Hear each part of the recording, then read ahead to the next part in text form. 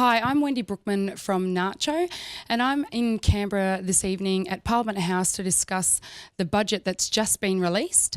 We are lucky enough to be joined this evening by our wonderful acting chair for our NACCHO board, Miss Donella Mills. Welcome. Which way, my sister?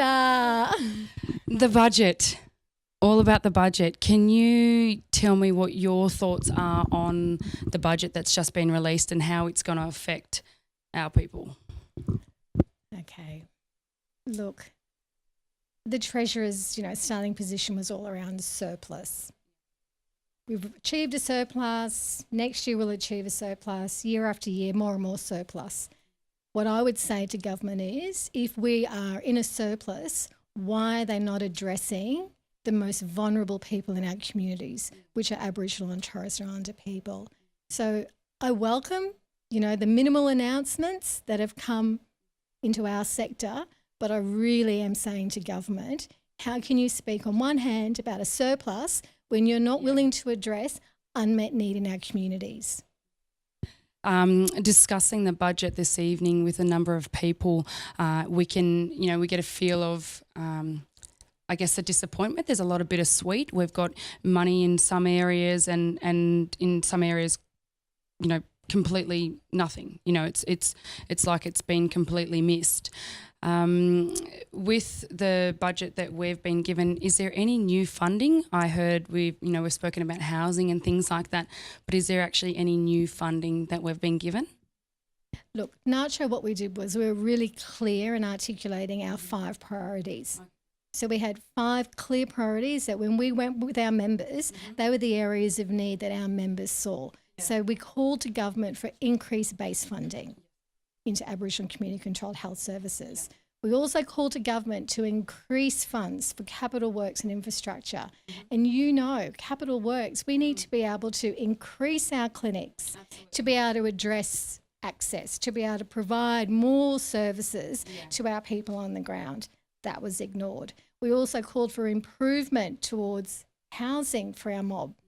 That's not within the budget. So, out of those 5 priorities, there's nothing that is clearly identified or translated in what the budget release was tonight. Which is extremely disappointing. We've obviously, we yarn up with our members and our AMSs, and, we're encouraged to, put Aboriginal health back in Aboriginal hands, and that's the whole reason why we have this conversation. We're able to know what we need.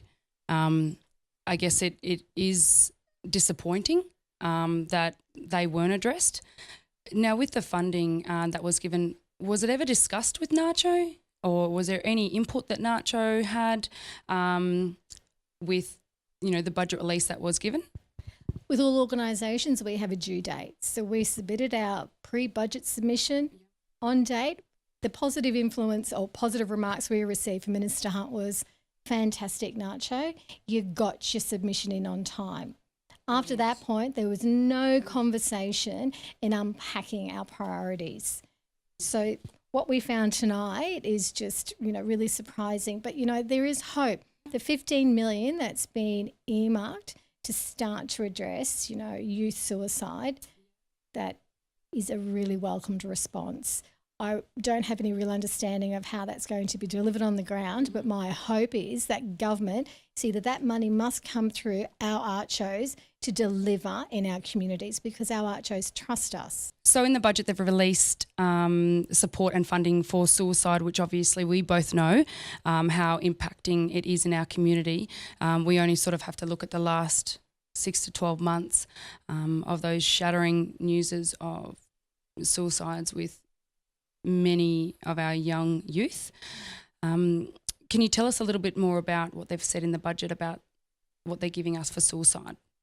Look, there's been such an initiative that's come from the ground up. I mean, we've had our strong partners, our ACP, join us in really calling government to account for the fact that we need a national response. It is a national outcry that our young people are being put into situations where they think that an option is to self-harm. So this 15 million that's been released, again, is just a start.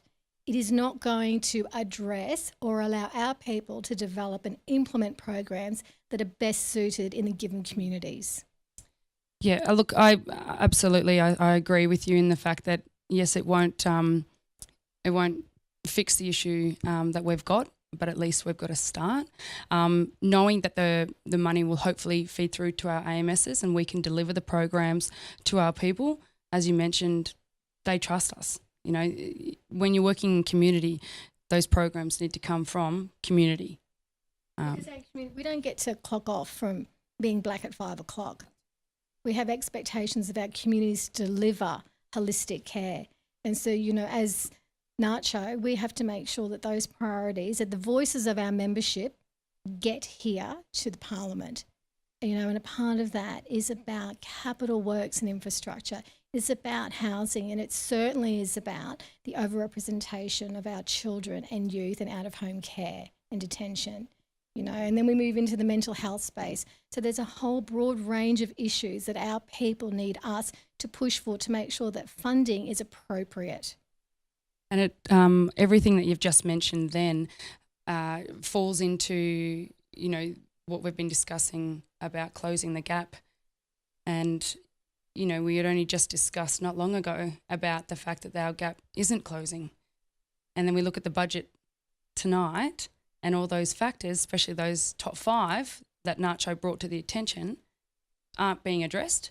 And therefore, you know, I guess it gets me a little bit worried about this moving forward and closing the gap and how we're going to actually be able to do that with a budget that isn't really supporting what we actually need on the ground. A couple of things on that. You know, closing the gap, government's released 10 reports. And every year after year, it's more abysmal. You know, the Prime Minister acknowledged this year that where the government's gone wrong is they have not engaged with us. So my hope for the partnership agreement is that will allow us some legal pin to be able to hold government to account. As First Nations peoples, we need to be at the table. We need to always be at that table, not in a tokenistic way, but in a substantive way where government acknowledges that we are the experts in delivering for our mob. So I hope that with the partnership agreement, this will allow us to look at the budget in 2020 and see a real significant difference based on the fact that the power shifts because we are going to be at the table. And that will be the biggest difference. Yes. Because that's our voice. We know what's happening on the ground.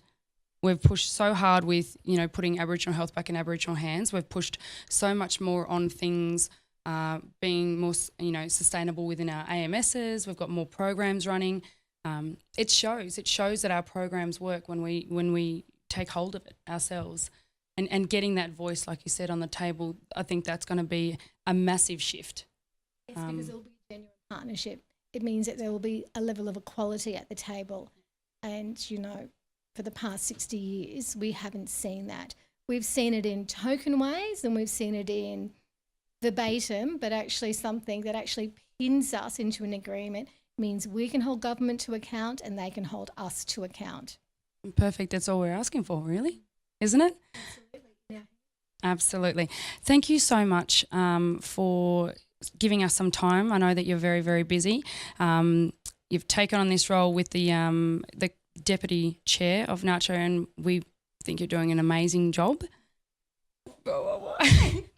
And hopefully we've discussed the elections coming up. So there is hope. We can still keep pursuing and pushing forward with what we have you know, discussed with our members. And like we always have, we'll continue doing it until things change. If I can just make a closing remark, you know, I just want to say to all our members, I absolutely acknowledge the work that they do, which is under really strenuous circumstances. And I just, you know, thank them so much for their dedication and their commitment. And I just want them to know that we are trying to push forward this agreement that we have with government. We will hold them to account. So keep doing what you're doing under the enormous stresses that you do it, but you do it because you love our mob. Absolutely. And we got to look after ourselves. All right, we've got to look after our mob the whole time. We absolutely do. Thank you so much, Donella. And that's for this evening. Like we've always said, what we're working towards is putting Aboriginal health back in Aboriginal hands.